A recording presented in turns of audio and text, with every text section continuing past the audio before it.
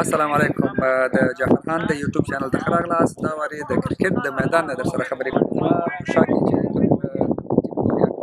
روانه ده دا د واشنګټن کرکټ لیګ د سیالیو یوه لړۍ ده چې د افغانستان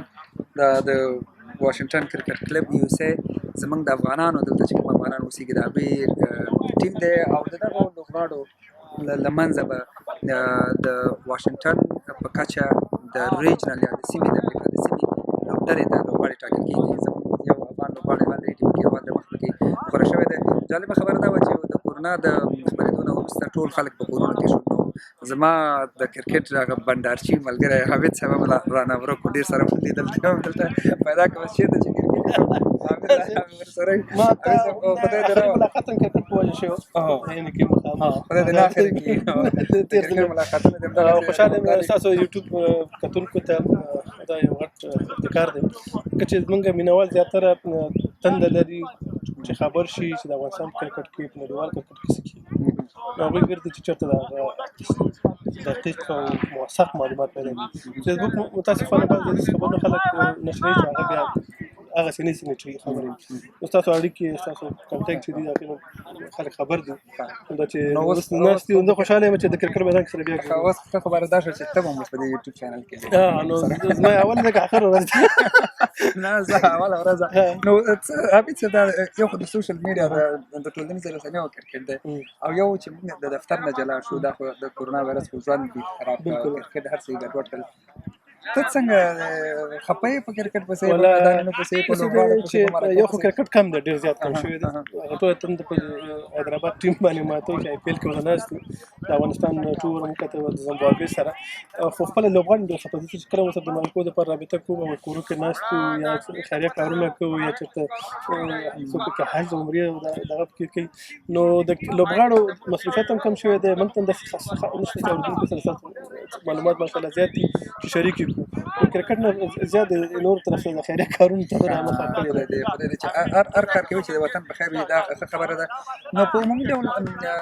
تا وویل چې کرکټ هم ګډوډ شوی دی، بله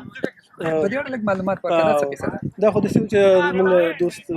نایل میاخیل د دې ټیم مسؤل دی کپتان کې عمر دی هغوی بلنه راکړه چې ته راشئ موږ تاسو لپاره یوه تحفه پیدا کړې ده. تحفه به لیک شي نو چې راغلم دلته وایي موږ لوبه جوړه کړې ده او کوم سپانسر چې دي هغوی غواړي چې هغه کسان چې د کرکټ زیات تشویق کوي په امریکا کې جعفر خان صاحب زما نوم یاد کړو نو هغوی ته موږ باید یو تحفه ورکړو. نو مطلب موږ همداسې راغلي یو د تشویق لپاره پیسې نشته چې نو په یو وخت کې تاسو هم ولیدئ د رابطه ډېر وخت نه و شوی د فیسبوک د لارې خبرې کولو سره مخامخ هم ولیدئ او کرونا د خدای په خیر ختمه کړي چې بېرته هماغه دفتر یو کار یو کرکټ سفرونه نو دلته چې رالو د کرکټ مینه ماته شو. یو خو د افغانستان لوبغاړي دي او هغوی چې خپله د افغانستان کې هم کرکټ کړی دلته راغلي دي اوس لوبېږي ډېر ناوړه دي هلک تاسو څنګه مخکې ویلي چې غازي کوالیفای شوی دی د امریکا د سیمې ټیم کوالیفای شوی دی. بیا د سیمې د ټیم نه بیا د لوبغاړي د امریکا ملي ټیم ته انتخابېږي. تاسو پوهېږئ چې د امریکا په ملي ټیم کې خپله هغه بومي امریکایان پکې شوي دي خو اصلي امریکایان پکې ډېر کم دي. اکثریت یې د اسیا شو، سریلانکا شو، پاکستان شو، بنګلادیش شو، هغه ملکونه کې کرکټ ټول هېوادونه شته. د افغانستان نه شته، د افغانستان لوبغاړي ملي ټیم کې اوسه پورې د پښتانه شته. جانثار خان په نوم یو لوبغاړی دی شانتي علي خان علي خان دی پاکستاني ډېر قوي فاز بالر دی. نو دې لوبغاړو نه بس تاسو ویلې مخکې په پرمختګ کوي خو زه یو یادونه د دې خپل د کمیسیون ادا کړي دي افغان کرکټ کلب یو اس اے دوی دلته کرکټ په ډېر کار کوي. افغان لوبغاړي